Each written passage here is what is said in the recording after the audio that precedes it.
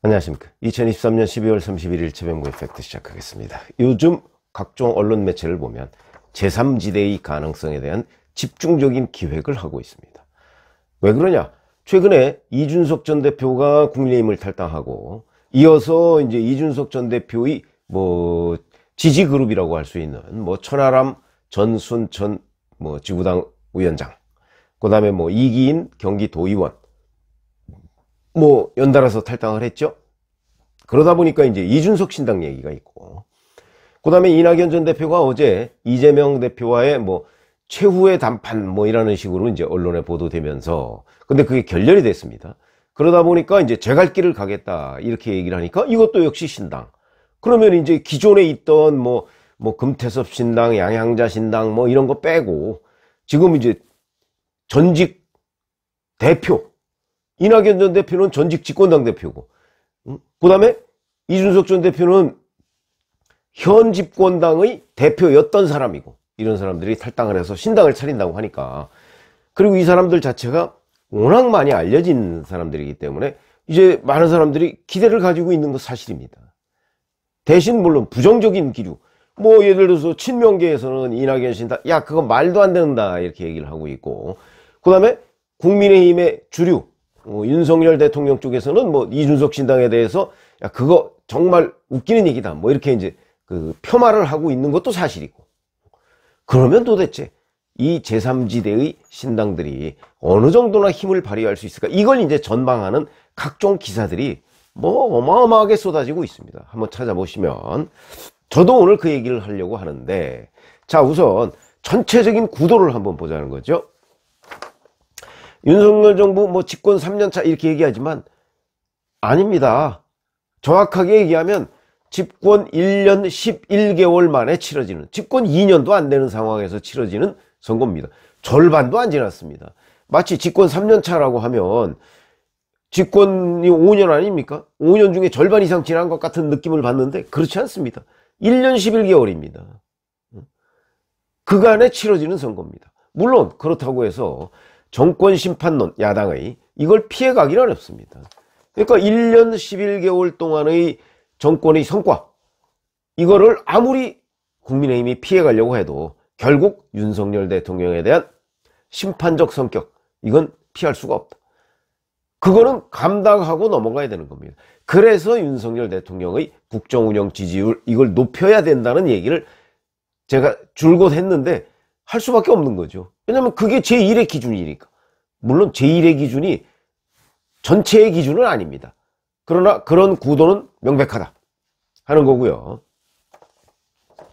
자, 여기에서 또 하나 전체적인 구도를 보면, 윤석열 정부와 그 다음에 국민의힘이 이렇게 여러 가지의 정치적 부담이나 어려움에 처하면 당연히 그를 견제하기 위한 견제정당의 지지율이 올라가야 되는데 그렇지 않다.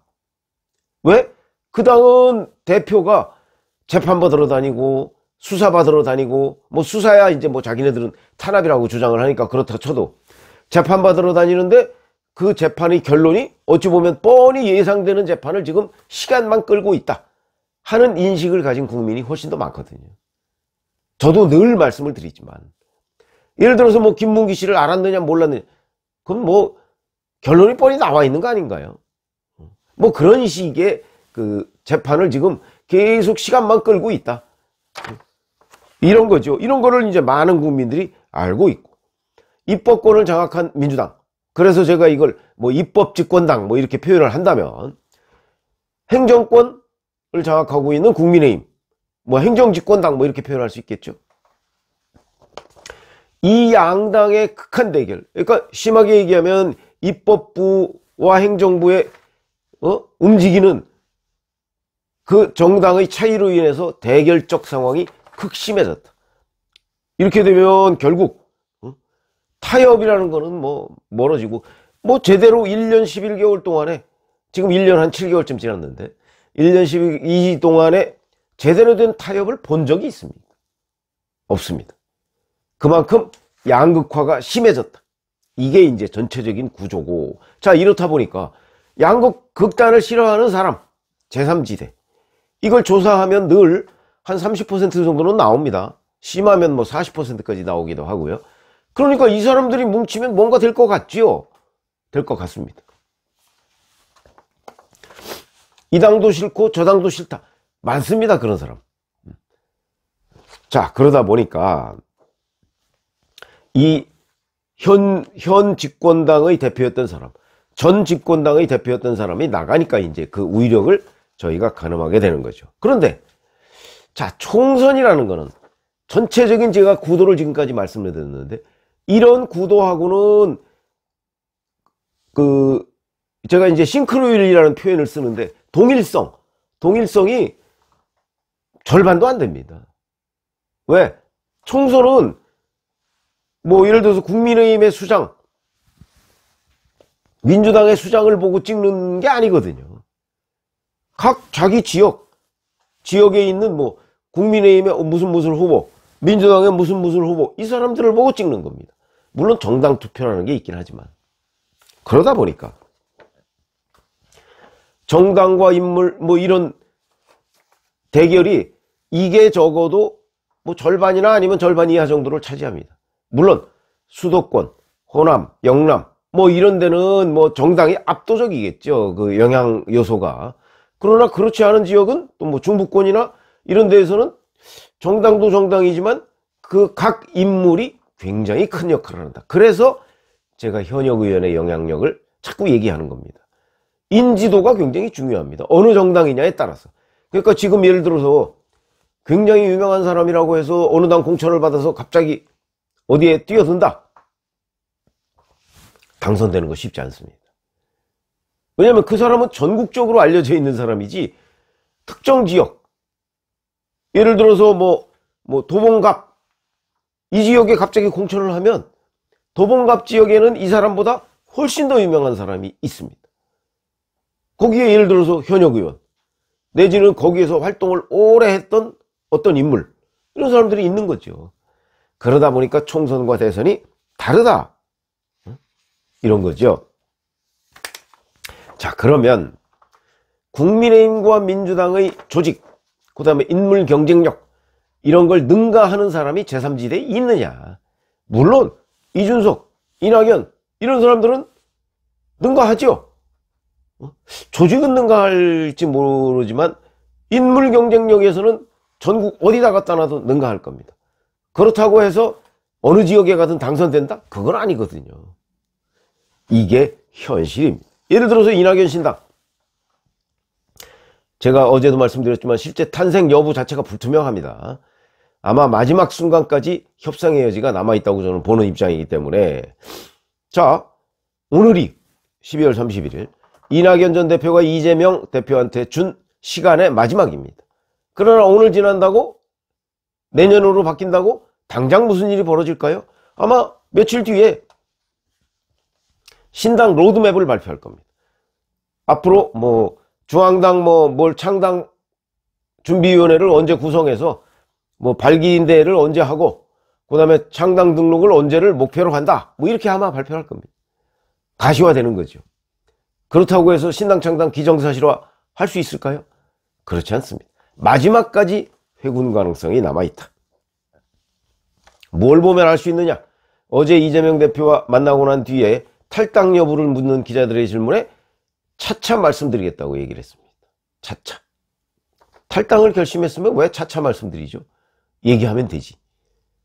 본인 마음 한구석에 여전히 회군 가능성을 열어놓고 있다, 이렇게 보시면 되겠고, 이미 이석현 전 국회 부의장, 최성 전 고양시장, 남평호 전 총리실 민정실장, 이 사람 모습 광서갑에 나온다고 하죠. 뭐 이런 사람들 합류한다고 그랬고, 전 시흥시장 김윤식 씨, 뭐 이런 사람도 합류 가능성을 비친 적이 있습니다. 왜냐면 여기는 조정식 현 사무총장이 현역 의원이거든요.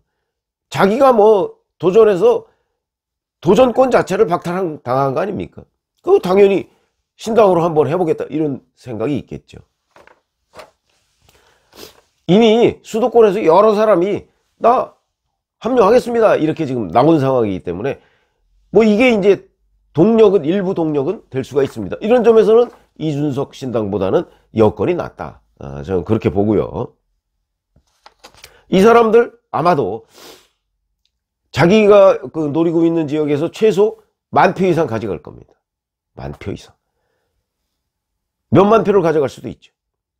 이 사람들이 시장 출신이고 뭐 그러기 때문에 그렇게 가져갈 겁니다. 그 다음에 이준석 신당. 뭐 천하람, 이기인 뭐 이런 사람들이 탈당해서 합류했다고 해서 뭐 큰 의미를 갖는다고 저는 보지는 않습니다. 뭐 이 사람들이 무슨 표를 몰고 다니는 사람들이 아니지 않습니까? 이 사람들이 합류하고 안 하고가 뭐 그렇게 중요합니까? 현장 기자들도 그런 부분을 잘 알아야 된다. 한국 정치사에서 제3지대가 확인되거나 아니면 제3지대의 가능성, 글쎄 저희 경험으로 보면 대략 한 20% 정도 안팎이 있다고 봅니다. 실제 1992년 정주영 대표의 통일국민당, 1996년 김종필 총재의 자민련, 물론 여기는 이제 지역정당적 성격이 있으니까 제3지대라고 보기에는 좀 애매하죠. 다만 영남, 호남을 뺀 제3지대 이렇게 얘기할 수가 있고, 1997년 대선 때 이인재 후보, 그게 당시 여당과 야당 외에 제3지대를 형성했었고, 그런데 2004년 총선 때 이후 양극화가 심화돼서 그 이후에는 제3지대가 거의 눈에 띄지 않았습니다. 2016년에 안철수 국민의당 제3지대라고 볼 수 있을까요? 그거는 호남에서의 반문재인 정서에 기댄 일종의 그 지역정당입니다. 호남 거의 싹쓸이 하지 않았습니까? 호남에 반문재인 정서가 없었다면 싹쓸이 할 수 있었겠습니까? 그러니까 그거야말로 일종의 지역정당입니다. 그렇다면 2004년 노무현 정부 이래로 양극화가 완화된 적이 없다. 그런데 이번은 여러 사람들이 전망하듯이 내년 총선은 양극화가 극에 달하는 상태에서 총선이 치러질 것이다. 이렇게 본다면 제3지대는 거의 없다. 뭐 이런 얘기가 되는 거나 마찬가지죠. 이러다 보니까 이제 언론에서 제3지대를 얘기하면서 늘 빠뜨리지 않고 있는 게 빅텐트론입니다. 제3지대가 다 모여서 하나의 공간을 구성할 방법. 이론적으로는 가능하죠. 그러나 실제적으로는 가능하지 않습니다. 또 빅텐트를 구성한다 할지라도 제3지대라고 우리가 흔히 얘기되고 있는 30%, 이 사람들은 균질하지가 않습니다. 그러니까 예를 들어서 이준석, 이낙연, 금태섭, 양향자, 정의당 일부까지 이렇게 다 합쳐서 하나의 통합 무슨 정당을 만든다. 이준석 전 대표를 지지하는 사람이 그 당을 찍을까요? 이낙연 전 대표를 지지하는 사람이 그 당을 찍을까요? 그렇지 않습니다. 또 흩어집니다. 이 안에서. 에이, 그런 당보다는 차라리 국민의힘, 차라리 민주당 흩어집니다. 아니면 나는 차라리 포기. 저희가 관찰해 본 바에 따르면 그런 성향이 훨씬 더 심하고 이번에는 그런 가능성이 더 높게 나타날 가능성이 있다. 그러면 결국 남은 건 뭐냐? 이 사람들 공천 이제 1월, 2월쯤 되면 이제 공천 탈락자들이 막 쏟아질 겁니다. 이 사람들 중에서 나는 출마하고 싶은데, 그런데 출마기를 막으면 경선에 들어가게 되면 거기서 경선에서 치면 출마를 못하죠. 그러니까 그 전에 컷오프 당하거나 뭐 이런 사람들이 이제 문제입니다. 이런 사람들이 기웃거리겠죠. 여기를 당연히 출마를 위해서, 출마를 위한 도구로 이런 신당들을 활용할 수가 있다. 그 사람들 중에 이걸 이제 언론에서 이삭죽기라고 하는데, 이 사람들 중에 실제 뛰어들어가서 이 득표 분포가 묘하게 되면 당선되는 사람이 있습니다. 그리고 기호가 달라지겠죠. 현역 의원들의 합류로. 그러니까 이런 것들이 근데 제대로 정리가 되려면 2월은 돼야 됩니다. 그런 점에서 본다면 결국 이 현역들에 대한 이삭죽기를 통해서 뭔가 이 사람들이 이거는 그러니까 자기들의 힘으로, 자력으로 뭐 신당을 만들어서 뭐 의석을 확보하는 게 아니고 국민의힘과 민주당의 탈락자들을 모아서 일종의 패자부활전 비슷하게 하는 겁니다. 별로 그렇게 우위력이 있지 않죠. 그런데 제가 우위력이 있다 이렇게 얘기하는 건 자기들이 당선될 가능성은 별로 없지만 남한테 해를 끼칠 수는 있죠. 이준석 신당, 이낙연 신당 결국 누구 표를 가져가겠습니까? 이준석 신당은 국민의힘, 이낙연 신당은 민주당. 그렇지 않겠습니까? 그러면 아까 제가 이낙연 신당에 합류할 사람들, 이 사람들 10,000표 이상은 최소 가져갈 거다. 그 10,000표 때문에 민주당 후보가 당선되려다가 떨어지는 경우가 생기고, 이준석 신당 후보 뭐 거기도 1,000표나 몇천 표나 가져갈 겁니다. 그 사람들 때문에 당선될 국민의힘 후보가, 수도권에서 국민의힘 후보가 민주당 후보한테 질 가능성 대단히 높죠. 그러니까 결국은 이게 다 만약에 현실화된다면 이준석은 이재명 도우미가 되고 이낙연은 한동훈 도우미가 된다. 이렇게 그 전체적인 구조를 이해하면 좋다. 물론 총선은 각각의 지역에 따라서 조금씩 다르긴 하지만 전체적인 구조는 이렇게 이해하시면 되고, 이 제3지대의 정당이 단독으로 뭔가 자리를 잡을 가능성 적어도 지금까지의 판세로 보면 없다고 보는 게 합리적이다. 회군 가능성도 물론 남아있고, 이렇게 말씀을 드립니다. 고맙습니다.